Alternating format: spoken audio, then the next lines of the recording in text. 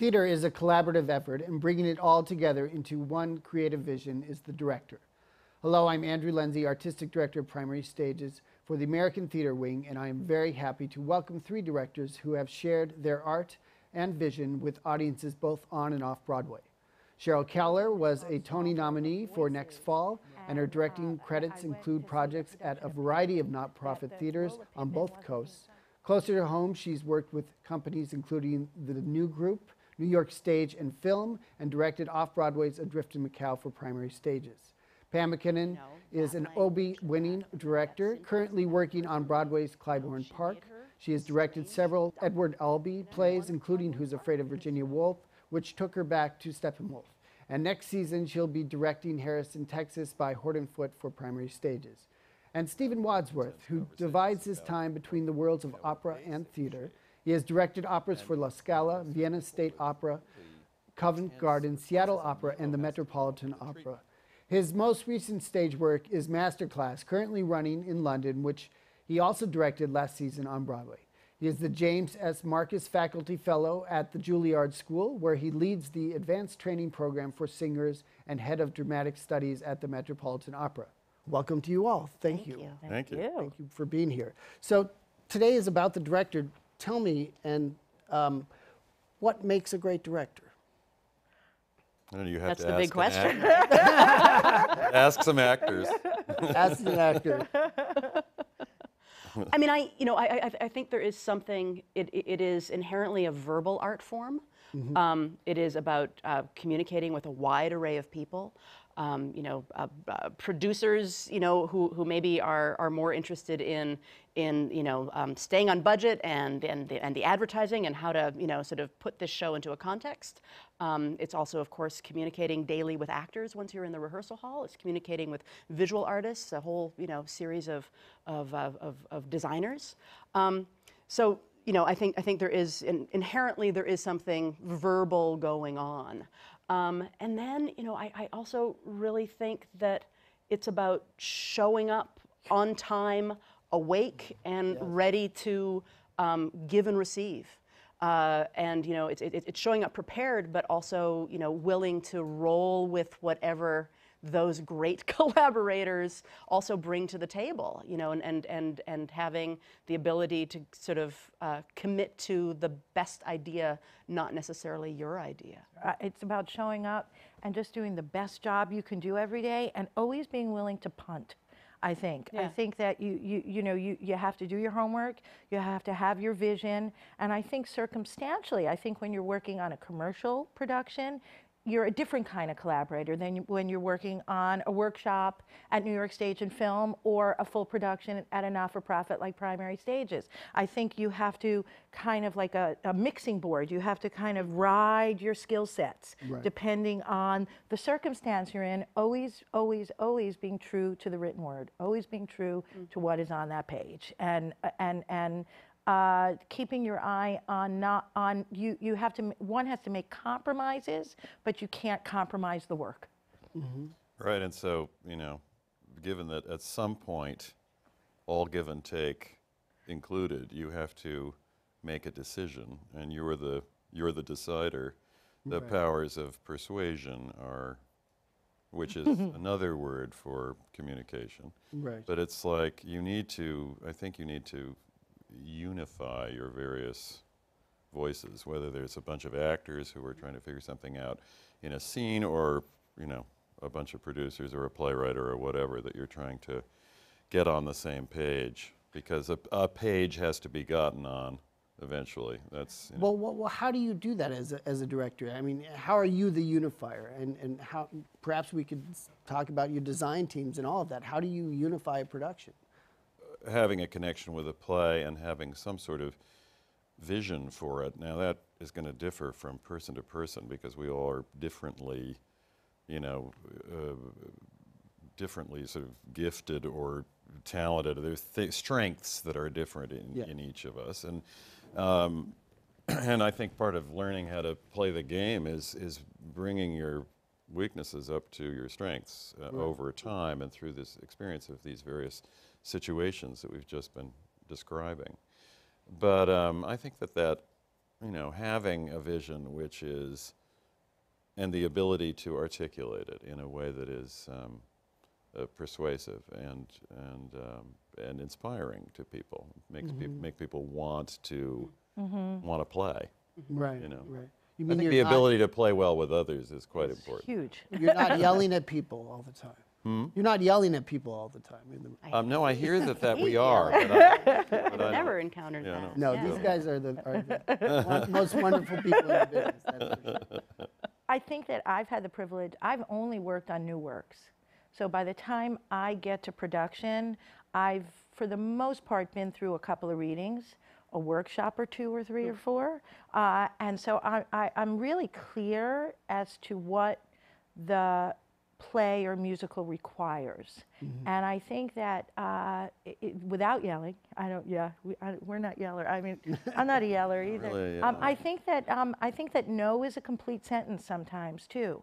I think that to get bogged down sometimes as a director in the reasons all the time, I think you have to show a certain amount of knowledge and authority by very nicely and simply saying, no, that doesn't work, and know when you have to explain it more, or know when it's just simply the confidence of knowing that it's not the right thing, or as Pam said before, someone comes in with a better idea. Best idea in the room wins, because ultimately it's going to service the play to the best of our ability. Right, right. So there's a funny combination of egolessness and egofulness. Exactly. You know, I mean, you have to, as I said, a page has to be gotten on, and at a certain point, all of the disparate, or hopefully not so disparate, you know, things in the room have to be corralled into something coherent, and you have to be able to lead everyone to that point and say, Well, I think that as a producer, that's what I look for in all of you, is to sort of helm the production and get us there to that next moment, where in a calm, smooth, timely fashion, as we mentioned, time is important. So tell me a little bit about how you work with your design teams and getting back to this idea of collaboration. What is that process like for you, Pam? I just had a very initial design meeting a couple days ago, actually, for the show that I'm doing for you at Primary Stages, and it's a series of 3 short plays by Horton Foote. So there is, you know, in order to make a coherent evening that both honors the differences among those plays, but makes it a coherent whole, my set designer has to really attack this as a puzzle to be solved. And we just chatted about the play. I mean, you know, she sent me a few basic research images. These are all plays that take place in interiors, but the research images that she just sent sort of, you know, via online was actually more landscapey, like just like this is what this area of Texas looks like, as, you know, a reference point. Right. Do with it as you will. But then we just talk through the plays, and it's a mixture of talking through tone. Sometimes it is talking really specifics of, like, I really need a refrigerator, you know, and please, please, please. It can, you know, you can strip the kitchen down, but give me a fridge, you know. So you sort of swing back and forth between, like, the lofty idea of, like, this is a messy world, this is a dangerous world, this is a prickly world, you know, whatever sort of crazy adjectives that aren't inherently visual even. But knowing that, you know, every once in a while, like, yes, we need to have a sofa is actually a really germane thing to talk about. So I really appreciate designers who are willing to sort of soar in the clouds and then semicolon get, you know, sort of nitty gritty, and don't feel ashamed about either trajectory, because I think they're both really important. Like, it's a plastic art form. It is, you know, it's bodies in space. So what is this space? So, but you know, a very, you know, she didn't sketch anything. She didn't bring anything to the table. And then last night in, you know, my email were some interior images. Again, we're not going to go that literal necessarily, but this is what, you know, these worlds would be if we were making the movie, maybe, you know, it's that kind of, like, next volley. So I'm a big fan of, like, grabbing these little conversations so that there isn't, like, one deadline-y, you know, experience of like, now we must solve the problem. Like we get to sort of dream for a while, which is really important. And then, you know, at a certain point, I'm hoping really early, we swing in the lighting designer, who is also a big visual thinker. I rely on lighting designers a ton. I do a lot of new plays as well. And there's like, they're musical thinkers, they're visual thinkers. They're sort of, what they do is kind of mysterious to me. Like, you know, a set designer, it's sort of like, it's walls and a sofa, I get it. Lighting, it's sort of like, whoa, you just changed the play. How did you do that? How did you know that green was our color? Like, it's crazy town what they can do. And so, you know, to have people who, you know, there is a real musicality in what they do, and there's something very ephemeral about it. It's more like the sound of language, and it can really, you know, be evocative. So it's just multiple, I don't know, again, conversations. I keep on going back to that. And the ephemeralness, if it's a word, helps you live in the imagination. Because I think that it's, through conversation, it's about living in this, always, it's about the imagination. It's about, you're putting something on a stage. And the world, I think, like you, it has to start off with the world is your oyster. Like, no, limitless, right at the very beginning. And you work with people, hopefully, that you love to work with and speak a similar language to you. And you know, the money doesn't play in at the beginning. And sometimes not even the space plays in at the beginning. It's about real and imagined, and the lighting and the sound and what design elements. Like, I'm working on a play next year where the soundscape, what we hear, to me is the driving force of the play. So I'm starting with a sound designer. I'm not even starting, and I've never done that before. I've never started set not first. And I'm starting first on this particular project with the sound designer. And is the designer going to be in the room? Yes, the whole time the designer's going to be in the room. And we're going to create it together through a workshop of it. So that's another way, and I've never done it before, so it's very exciting to me to be able to do it that way. And who knows how much that'll influence what the play looks like, what and what a lighting designer can get from it, or costume designer, et cetera.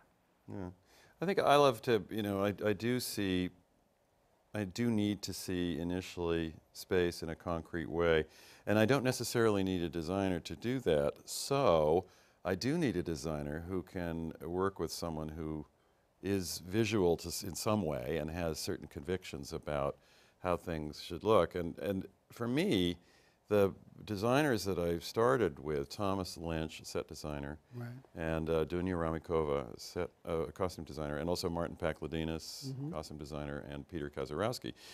Peter and Marty and I did our first show together in 1988. And have worked, that's been the primary team that I've worked with over all of this time.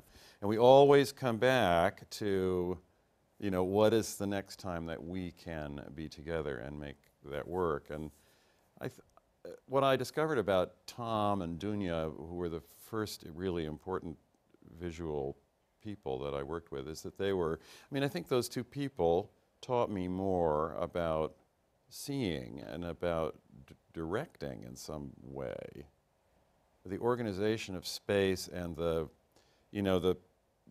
incredible layered reality of a piece of clothing. I do a lot of you know, period work, so, and a lot of 18th century work over time, and working with Dunya and Marty in the business of, you know, using every element of that craft to tell a story. Well, I remember you, when you were doing Mirabeau, talking about your process working with your costume designer, and how you would first take each character, and then you would look at different fabrics. Yeah, I mean, that's, and it's become more that way. I love to do that. I mean, there's some, it depends on the designer. Now I'm working now with a younger designer for the first time on a show at Juilliard, and she's fantastic. You know, she's half French, so she's totally keyed into a European way of sort of metabolizing period clothes, which I think is important.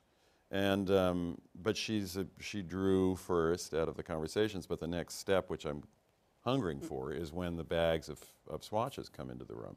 Just a lot of them, and we just go through them, and we're like, I like this color, I like this, the way this feels, this is right for this, and class and fabric and color and character and all of these rather abstract things become so concrete and so thrilling in the handling of them. And you all have existing relationships with designers, and I think you probably find that it kind of cuts through a lot of the courting stage, perhaps, or getting to know each other, you know, in that early process.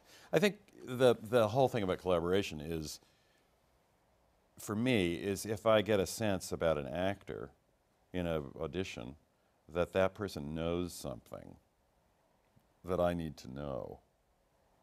I have a good feeling about that person. There's something that they carry in them that is fascinating and at first maybe a little hard to articulate. Well, let's talk about that. What makes that actor stand out for you in the room?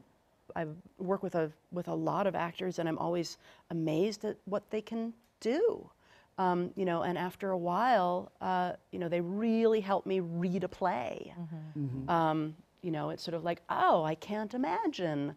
You know, I'm working on Clybourne Park. I can't imagine anyone but Christina now in that role. And, you know, and we continue to change things, but there is something, you know, she brought that, you know, that language and that syntax and that person, and, you know, she made her this strange duck in Act 1 of Clybourne Park. And it's sort of, it's like, what else is that play if not, you know, with Chris? And I sort of feel that way. But, you know, a number of actors that I've worked with are sort of like, wow, great, there it is. Now I can really think about this specifically. I mean, it's like what you said about grabbing the fabric, and it's sort of like, okay, all right. I just like, it unlocks something in me that lets me think more deeply about it, lets me feel more deeply about it. And, you know, sort of the epicenter of where I'm holding a play sort of goes from the brain to other places in my body once I'm dealing with, you know, an actor that can really lift something off the page. Yeah, that also, I remember the first play that I did opera for a while, for 10 years really, before I did a play. Yeah. The first play I did, I had Catherine Borowitz, Mary Lou Rosato, and John Michael Higgins were in the cast. There were others in the cast that were wonderful too, but those three particularly, Mary Lou would, and it was a new adaptation. It was one of those Marivaux plays that I had done, so, you know, there was a lot of firsts happening. and they, Michael Higgins has the most uncanny sense of what works and what doesn't work, and it's very fast, and it's very keen. It's also, he gets me. He got me immediately. So he knew what I was going for, and he would say, "Ta-ta-ta," and Mary Lou would think for a minute, and then she would say, you know, there's something wrong with this line. It just doesn't work as the next line.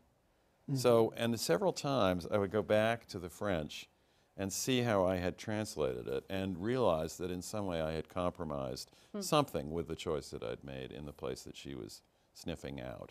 Right. You know, and Kathy Bartz was also, just as an actor-director thing, she was looking at this person who'd come from directing opera where a lot of the process is out of order in terms of what we're used to in the spoken theater. And she was looking at me like I was, you know, insane.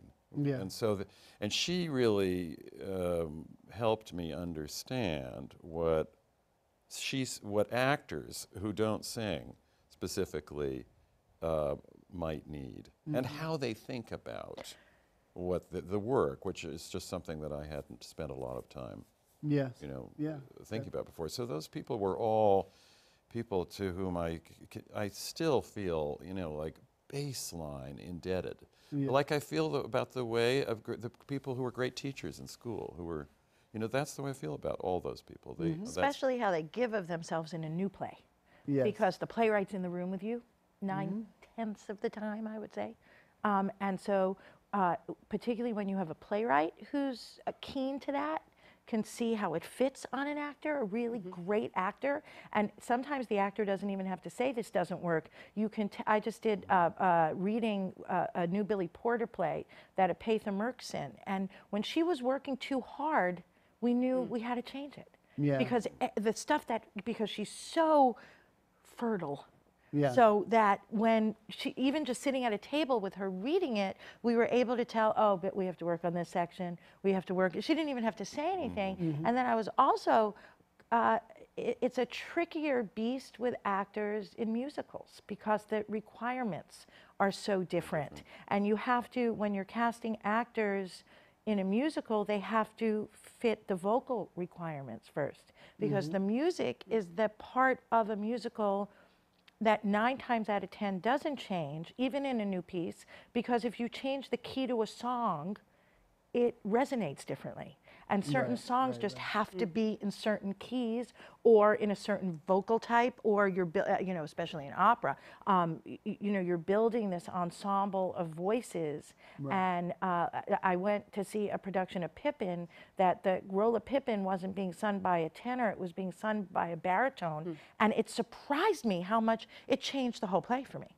I couldn't, and not because I was used to it as a tenor, just because it didn't speak, it didn't sing, it didn't resonate in the same way. So then, so you do your first layer of casting in a musical when they fit the vocal requirements, and then you try to get, like what you guys are talking about the pixie dust with the actors when they come into the room, whether they can teach us something or bring something or just be humble, wonderful, brilliant collaborators. So it's a whole different process. Who are somehow, you know, who look the part or who have something quality about them. Right. So right that you can't ignore that, even if they're not exactly changing the shape of the room, or if there's slightly less pixie dust, you know, than there was for, you know, the other lead or whatever. You know, I mean, I think that there are lots of considerations there. But well, let's talk a little bit about working with the playwrights, and I mean, all of you, even Masterclass. Terrence was in the room, I'm sure, and what is that process like for you as a director? Well, again, it's just so different. I mean, the living playwrights that I've worked with are 3. Terrence McNally, but not on a new play. Right. Beth Henley and Anna DeVere Smith. So, I mean, I just say the names, and you're like, well, they're all seriously different.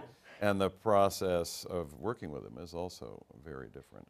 I find it's pretty bracing to have a playwright in the room, because there's another eagle eye there, to which you have to defer. I remember at one point I was talking to one of these casts and saying, you know, I had gotten notes from the playwright, which I was communicating to the cast, and I said, you know, it's not always just a case of being able to interpret the play the way it feels right to us. We have to interpret the play the way the playwright feels it. Right. And we also have to make it enough hours that we feel liberated and free to do what we need to do. But, you know, the frustrating at late when you're in previews and you get a bunch of directives, which feel like they go a little bit against the decisions you've made and the directions you've gone in, but there's a kind of flexibility that you have to have there in order to serve the playwright's vision of the play. I mean, it's wonderful to be able to pick up a play that's 300 years old and say, you know, really, I think we can cut this line, you know, or whatever, you know, or to reshape it in whatever way to sort of conceptualize as part of the work. But that's really not the case of the living. It's not the order, first order of business. Well, it's really the part. collaborative, it's the true collaboration, because you have the other director in the room. I think it depends on the playwright too. Like on next fall, Jeffrey Knopf's is an actor as well. He started his whole life as an actor, so it wasn't the most difficult process in the world to talk him into give them a chance. You know, you might hear it differently, but give me 2 or 3 days. Let them have a chance, and then we'll change it if we need to. And I also think it depends on when you come to the play. You know, because I know you've worked with, you know, Mr. Albee on also older plays, as but well as new. as well as new. So you probably, but like when the play that we did together, the Chris Durang play, I got as a 9-page play.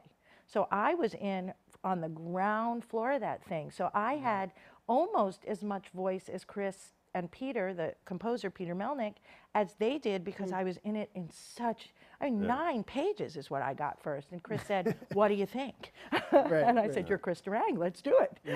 But so different from you coming in to an older play by Edward or a newer play by Edward, and also the personality of the writer. I mean, you know, we know the play the Chris Durang play that Andrew and I worked on together, we had to get Durang out of the room. He was stifling the actors, and and I went into Andrew's office and I said, okay, we need to do this together. And that's also, I think, part of the collaboration, knowing what you can do by yourself or where you need the artistic director to help you. And you know what he did? He left the room for a little bit. Well, I think it's important. I always talk to young playwrights about, you know, there is a moment when, especially even if it's your world premiere and this is the first production ever, you got to leave that room. And why is that? I mean, I think inherently, director as well as actors, it's sort of like we want to please. Like there is something, you know, sort of like, oh, I took this job because I believe in this story. I believe in the pieces that make the story. You know, this is fantastic. I'm starting to feel like I own it, but I know that this sprang from your head. I mean, you know, and even if it was, you know, a commission, a writer, like especially playwriting, like no play actually has to exist. You know, period. But you know, these people, they you know, go to a cafe or they sit in their living room or they scribble on the subway, and all of a sudden, then they hand it over. So there is sort of a, I don't know, there is something at once compelling as well as you recognize that there's sort of, I'm honored to have these pages. And I think sometimes actors, there is a point where they know that while they will get there, they're not there. And there's a mortification factor of like, I'm so sorry, you know, and sometimes you sort of learn in drips and drabs, oh, this character is loosely based on your mother. How can I possibly live up to that? And how dare you make me try to live up to that? You know, because I am my own person and I'm pouring myself into this. So you have to let me do it, and with you sitting there and, you know, on occasion frowning, I'm going to assume it's frowning about me. You know, and so you know, these are tiny rooms. These are, you know, delicate moments.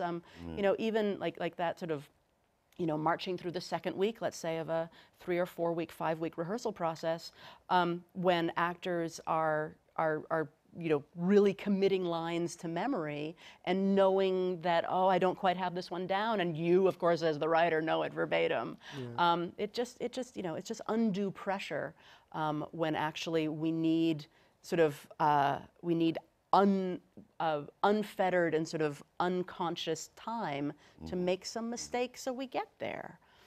That's the tricky thing. I mean, it's service is the big word in my world about what my role is, you know, and if it is service to the actor, to the audience, to the play, and then to a specific vision of the play, which I am not in control of, which I might otherwise be if the playwright weren't there or weren't alive.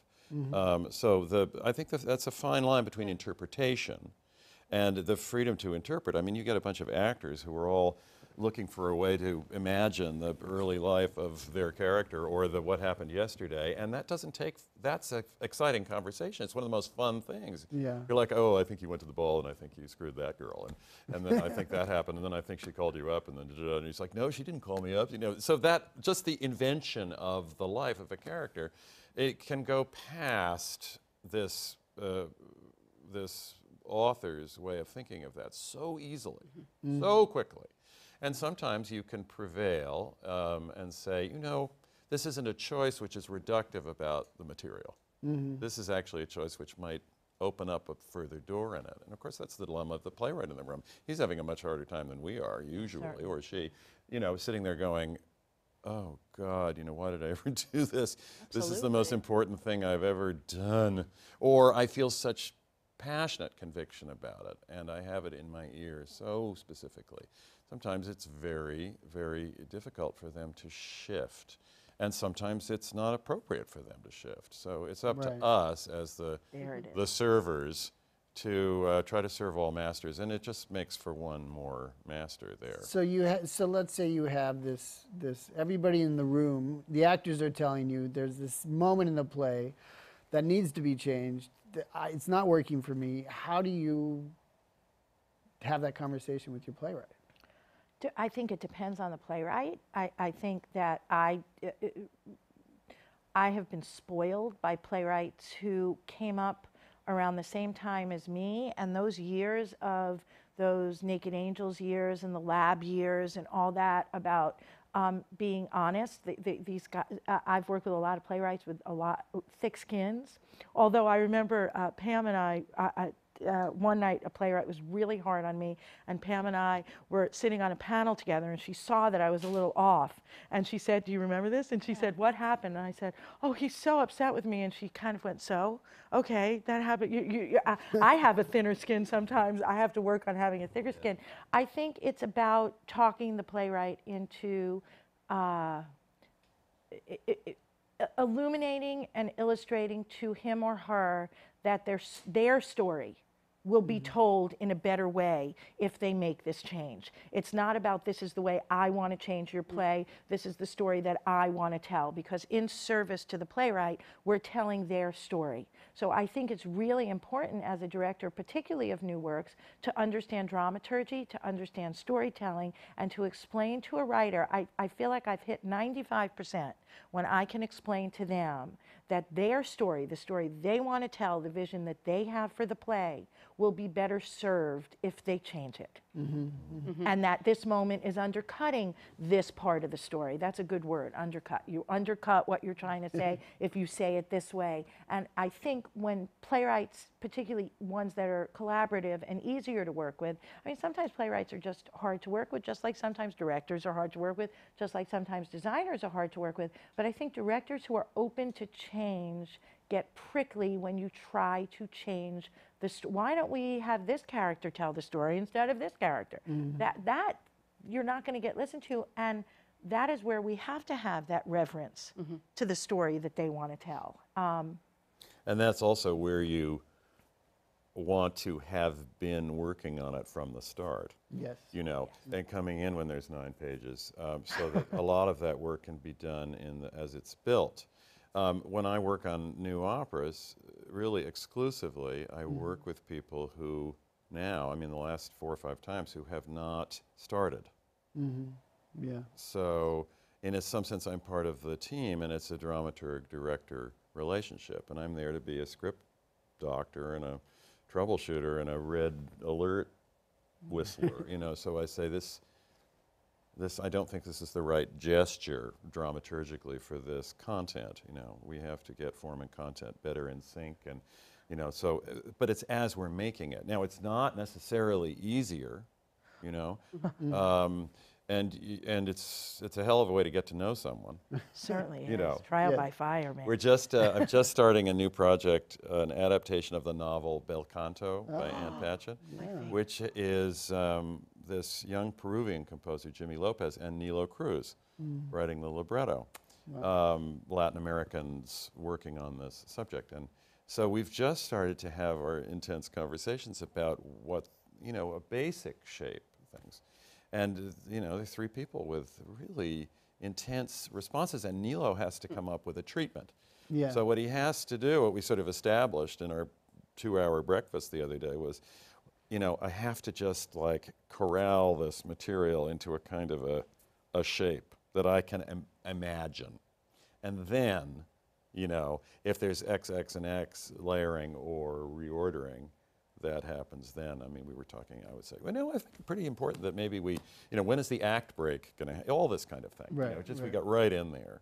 And it was a spirited conversation, you know, and great. I mean, wonderful.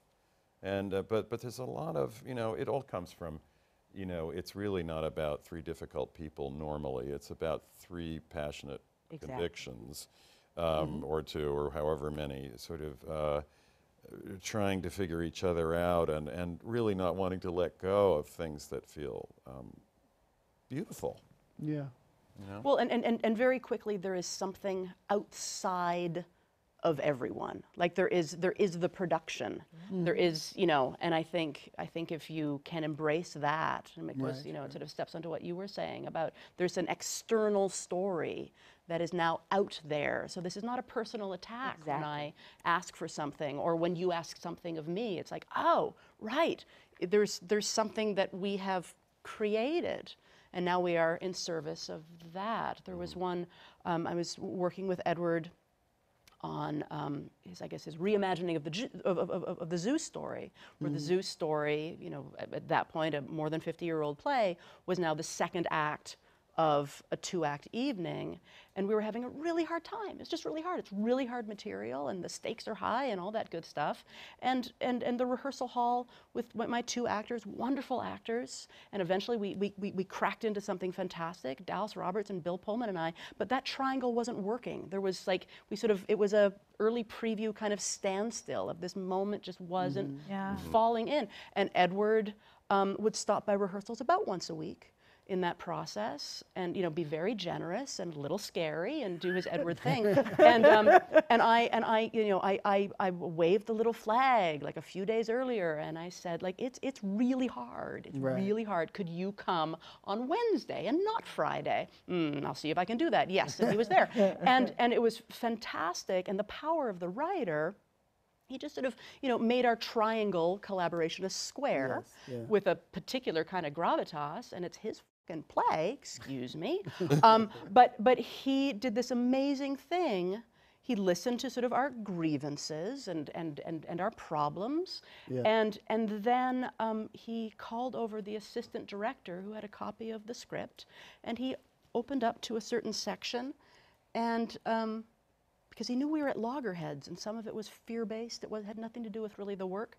And he looked at a page, and he took out a pen, and he said, "You actually don't need this." And he crossed out 2.5 pages of the Zeus story, and said, "Now go back and rehearse this." Wow. Like he sort of said, "Oh, there's a wall for whatever reason," and he said, "I have the power."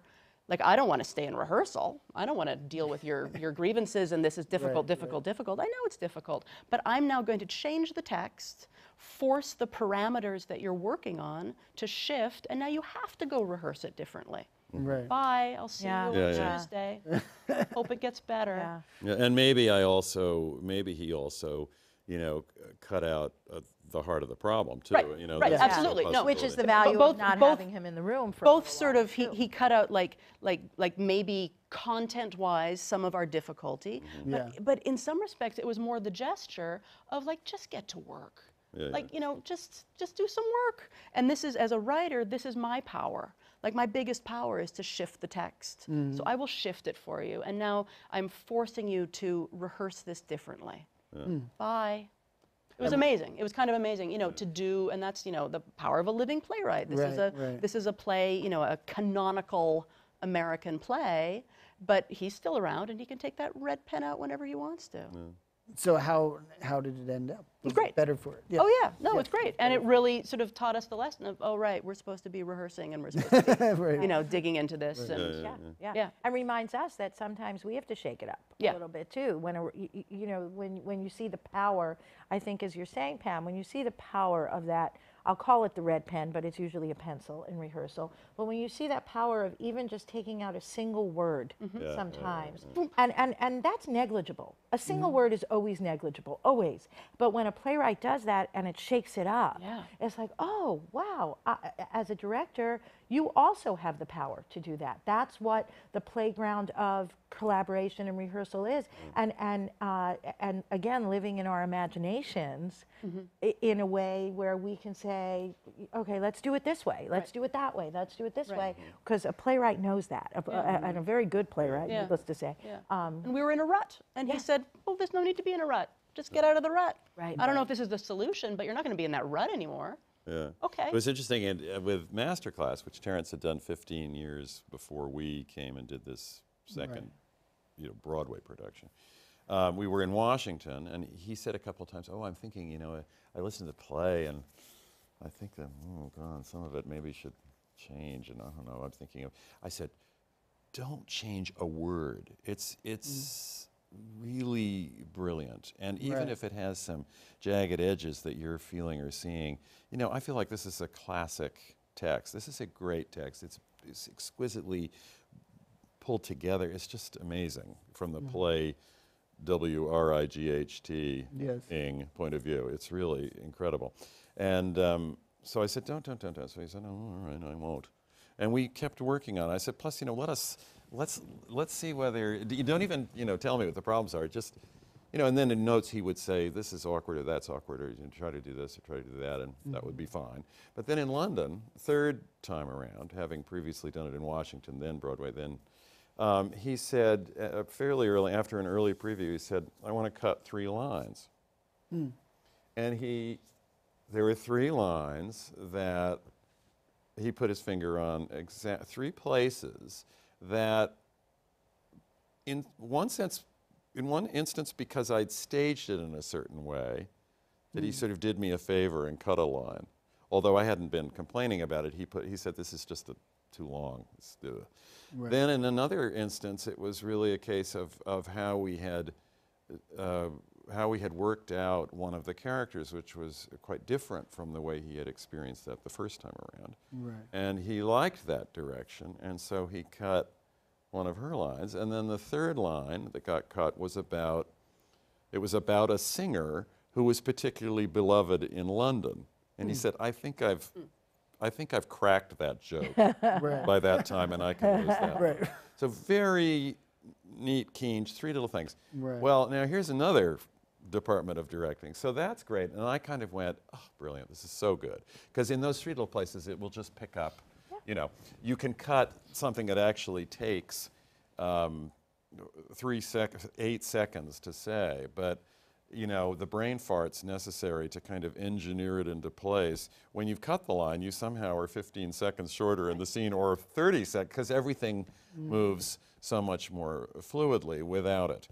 So that was all great. And then I sat down with the women in the scene.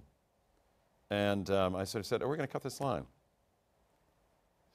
Stricken look. Scary. And with, but it's also the way they work. I mean, Tyne Daly, who plays Collis in this production, the way she threads everything together so over time. I mean, she figures out, it's just astonishing. So I realized that to remove a couple of these lines, they all affected her.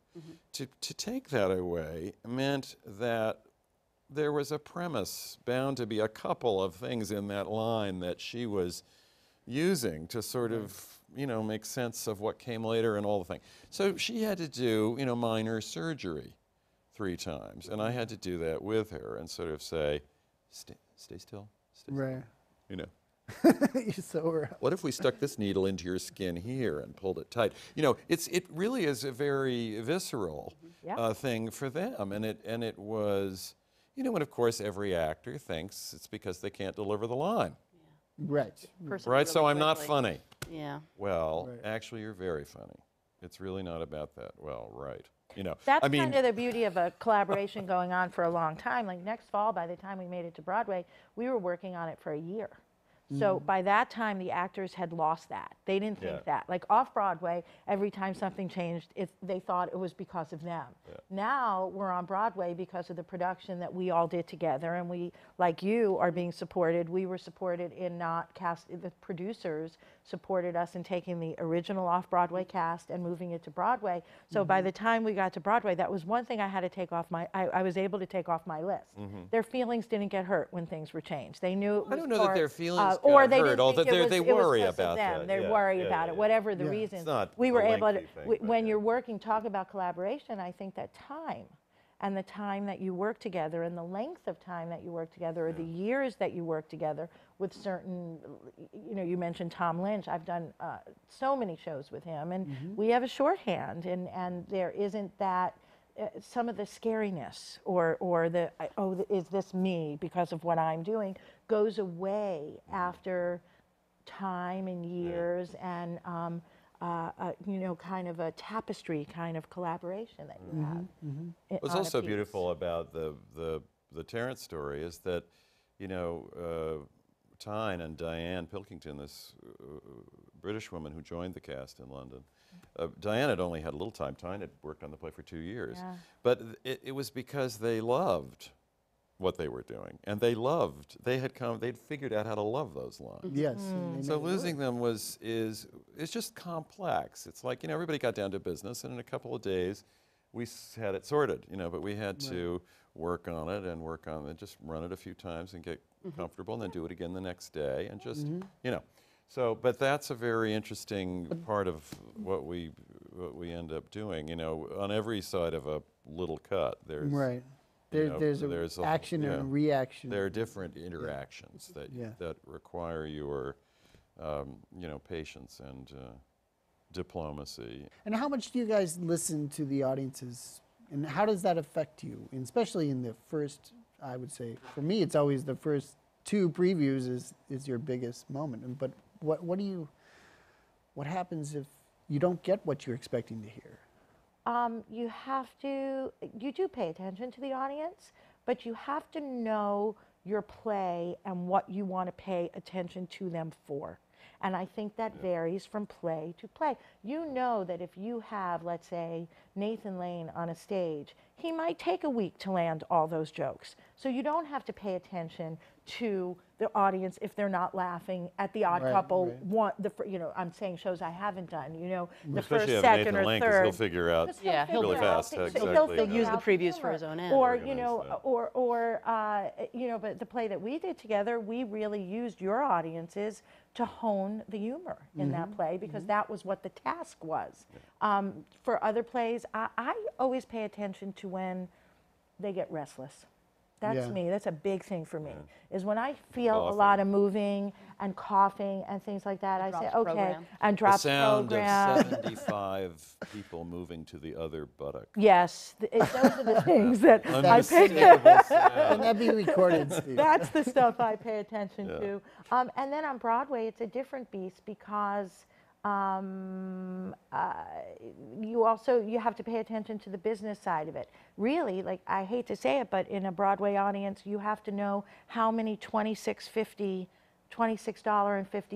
butts are in the seats, because they'll go to the bathroom no matter how good it is. You know, or again, a subscription based, whether it's an older audience or a younger audience. So I think it's just so circumstantial to the piece and to the audience, and to how much time you have, and to when the critics are coming. I think it's all, because I think that is part of our job, in order to you know, in order for us to have a healthy run, it's about the critics. So I think it's all of that. In commercial, I mean, it really is in not-for-profit, which is one of the great glories of the regional theater system in America. Is it's, you know. Pam, you mentioned that audiences were different in Los Angeles when you did Clybourne, and how the play changed with that. Well, some of it, I mean, I don't know if it was city-specific, but it was certainly venue-specific. I mean, I first did Clybourne Park at Playwrights Horizon, so a 199-seat house, versus the Mark Taper Forum in Los Angeles, so a 720-seat house. In quite a different configuration. In a hugely different, With acoustical problems, and also, depending on how you dress that stage, distance problems. You know, for some of the audience, it's. Yeah, I mean, the Mark Taper Forum, it's called a forum for a specific reason. It's a semicircle of a stage, and so, you know, if you have someone downstage, center, which could feel like a very strong place to deliver something at Playwrights Horizons, which is a small proscenium or end space, well, that means actually probably half the audience at the Taper is behind that person, so not so strong anymore. So, you know, so it required definitely a lot of restaging, and I agree with you and that that can be heartbreaking for actors too, especially if they've done it before. Yes. Your wife, we did a touring production, and we ended up at the Long Wharf after playing 2 beautiful proscenium. This is a proscenium show. I had happened to have done it in a thrust before, but when we got to Long Wharf, and we had to reblock, you know, 70% of the actual. Those actors were in tears most of the time. Because there's, I mean, it's a biological act. Right. Like, there is something. I used to have my wife at this distance. Why is she all the way over there? It's a huge house. I need my actors to actually play some distance. You know, it's very interesting. But what I did find, in a positive way, Bruce Norris, who wrote Clybourne Park, he wrote a big house play, I believe. So that, for instance, there are sometimes, you know, 3 laughs in a row at Playwrights Horizons. We would get the first one, and then sort of like an understanding and an understanding after the second and the third. A big house is actually, they're more anonymous, and they're also there for that kind of ha ha ha ride, and we would get every single laugh, and it was just it was a revelation. Yeah, I had the Next same fall, problem. we had the opposite when we moved from Playwrights to the Helen Hayes. Jeffrey did a lot in threes. He did a lot of three-laugh things, and we found from going from a 96-seat theater to a 650-seat theater that we could only get 2 jokes to land because the laughter lasted longer. In Right. the Coming from further away. It's coming from further away, so we took a lot of 3-joke sections and turned them into 2-joke sections during previews. We use previews a lot for that, and also the blocking thing is really you have to, depending on your space and depending on the size, and the blocking affected a lot of humor as well. How to land the humor from 96 to 650. In the vaudeville theater in London, where Masterclass is at the moment, it's sort of as if you take a shoebox and you stand it on its end. Very narrow, and it's very high. You have 2 balconies. So the first week of previews, I sat in a box so that I could clock what was going on in the orchestra section, the stalls, and what was in the balconies. So I could hear. And in the first several performances, I realized that the people upstairs weren't laughing. Right, they had a different show. So then I went up and sat there, and I realized that they actually didn't laugh because they were afraid they might miss something because they couldn't quite hear it well enough. Fascinating. Well, we're coming to our final moment, so I would love to hear from each of you for closing where you go for inspiration as directors. What interests me are the complicated in-between bits of personal interaction and how people behave and why. That is what it is about. Yeah, I mean, it's trying to be open, taking stuff in. I love to travel when I can. I mean, that's an inspiration. I read a lot of fiction when I can. I also try to see stuff. I mean, I think my tastes are quite Catholic. And I can definitely, I love going, to the opera. I love going to, I sit on the board of a small downtown company, Clubbed Thumb, embrace their work, see stuff on Broadway. I mean, other people's work. I love, going to the Whitney. I mean, yeah. So for our final. I would say, the first place I always go is to my family, and how we navigate each other is very informative and inspiring to me. And I'm with you guys.